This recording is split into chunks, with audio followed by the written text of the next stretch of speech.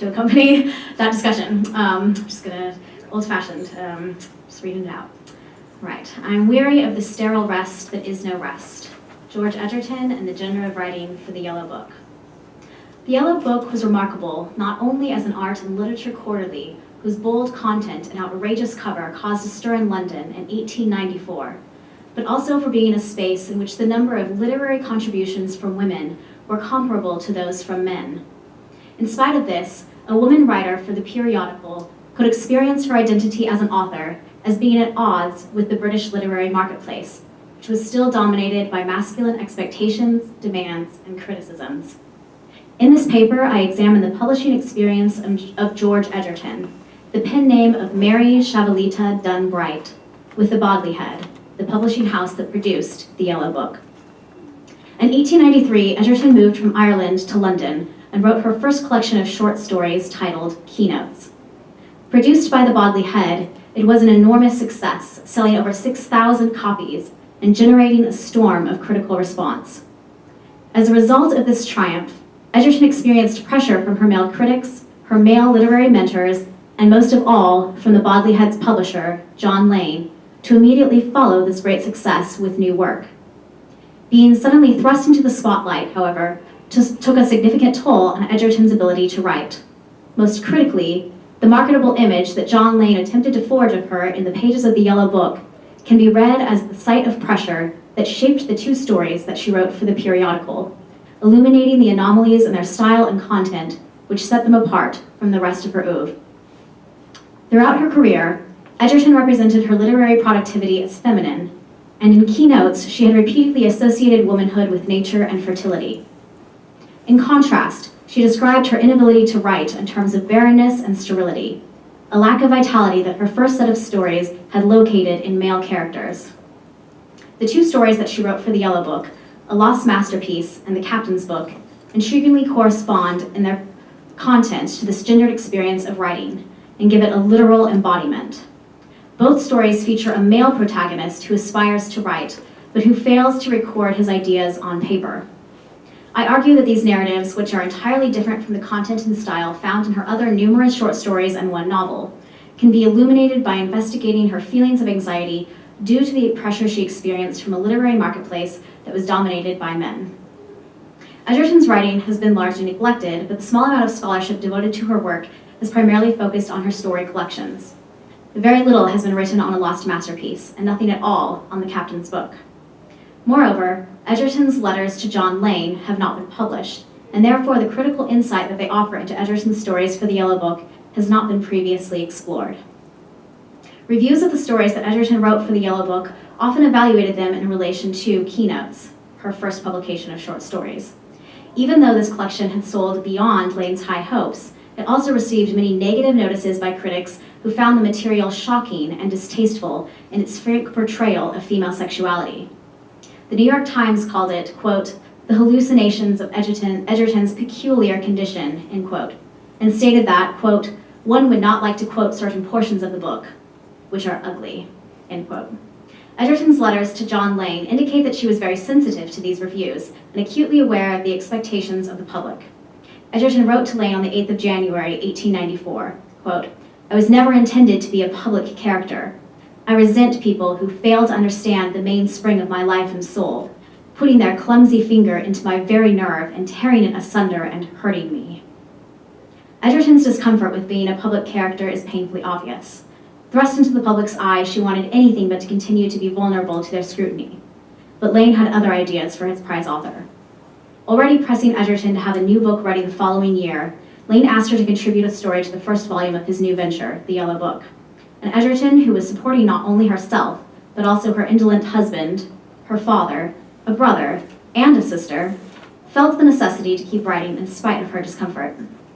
With her story for the Yellow Book's first volume, A Lost Masterpiece, Egerton must have felt pressure to revise or rewrite her work after having already sent it for publication to the Bodley Head, for on the 5th of March, 1894, just 1 month before the first volume was to appear, she wrote to Lane, quote, now please me about that lost masterpiece. It is not what you or I or Mr. Harland likes, end quote, indicating that apparently no one involved with its publication was satisfied with it. The tone of the letter is controlled, But after Egerton has signed her name, a torrent of feeling breaks forth.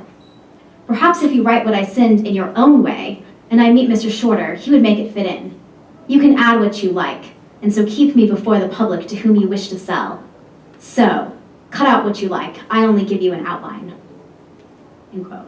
What is particularly significant here is that Egerton views her appearance in the Yellow Book as a marketing strategy of Lane's to keep her before the public and make his new venture a success. In addition, by putting her in his periodical, he continued to make a profit by selling her. The idea that Lane will both add what he likes and cut out what he likes also shows how manipulated and pressured Egerton feels to produce a particular type of work, rather than writing according to her own interest and inclination. This indicates that Egerton is certainly feeling anxiety about her writing, but she may also be deliberately resisting the pressure that she was receiving from Lane to simply reduplicate the formula that achieved her previous success.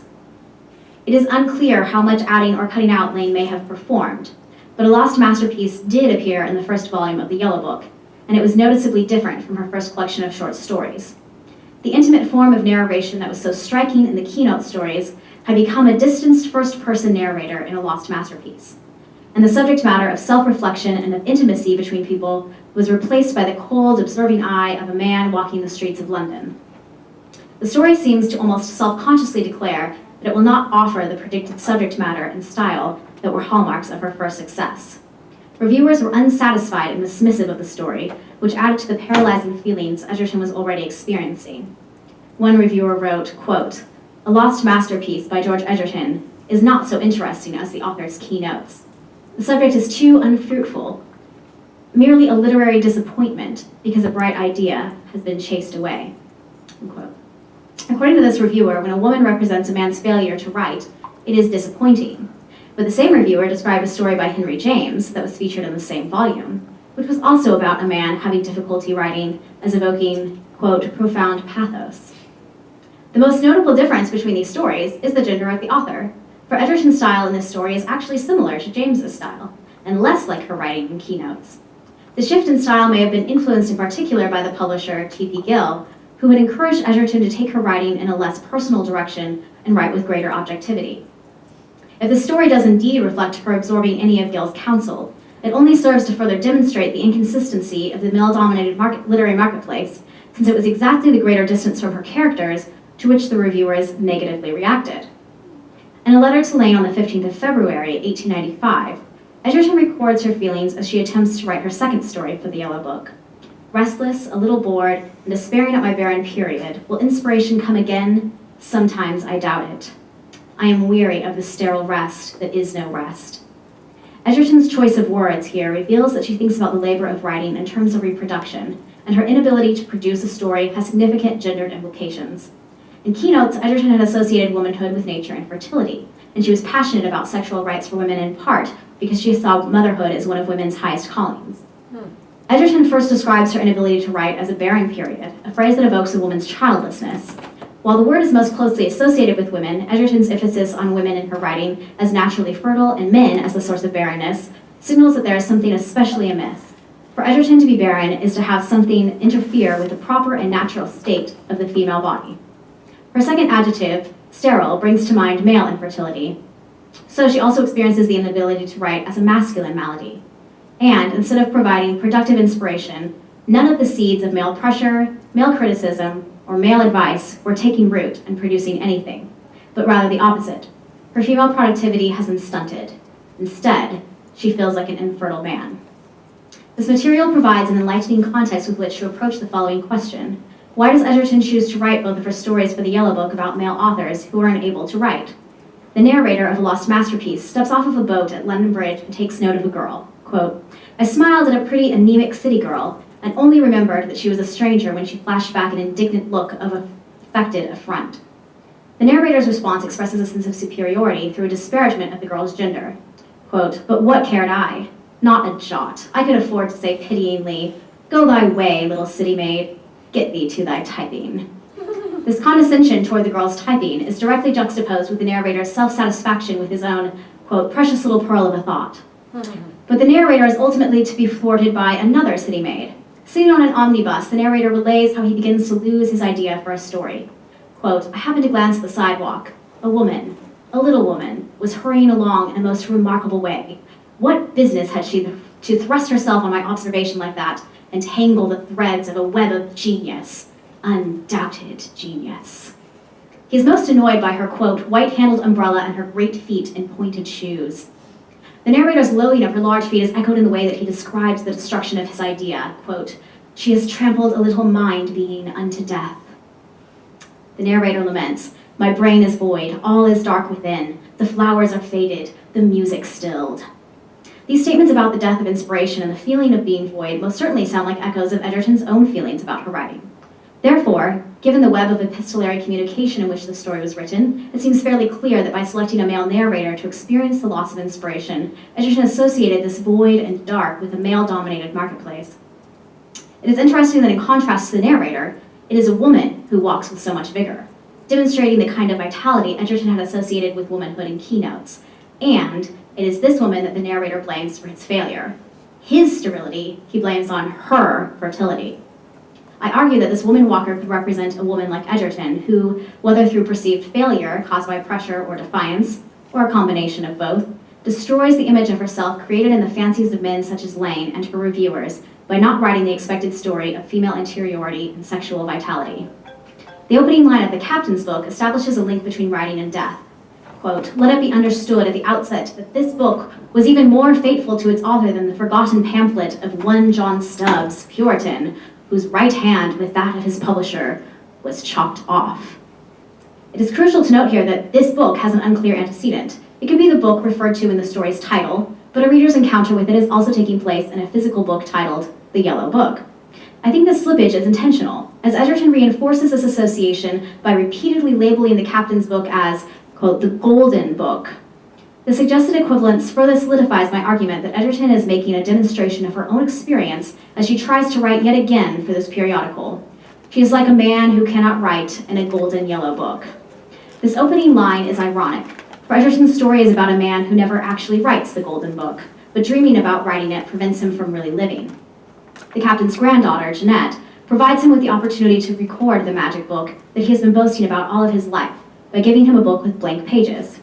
However, the story ends with Jeanette finding the pages, quote, all fair, all unsullied, and in trembling letters across the title page of the golden book that had been alike the dream of his life and its fate, his own name.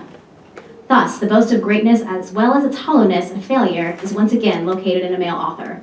The fact that Egerton chooses to write a story so similar in its theme to a lost masterpiece, in spite of that story's poor reviews, potentially indicates a defiance against her male critics, as well as a tenacious desire to again make an association between the inability to write and maleness. The second Yellow Book story makes the commentary on writing for the periodical itself more prominent by depicting a man who can do no more than write his name between the covers of a golden book, leaving the rest a blank. In conclusion, in spite of the Yellow Book enthusiastically printing the work of women writers, George Egerton's experience as a writer for the Bodley Head was constantly shaped by the desires, demands, and criticisms of men. It is not hard to imagine, therefore, that Egerton's difficulty and ultimately defiance against the pressure to create another masterpiece like her first collection of stories that derived their vitality from the experiences of women was Egerton's commentary on the demand for production from a male-controlled marketplace that had the effect of creating sterility.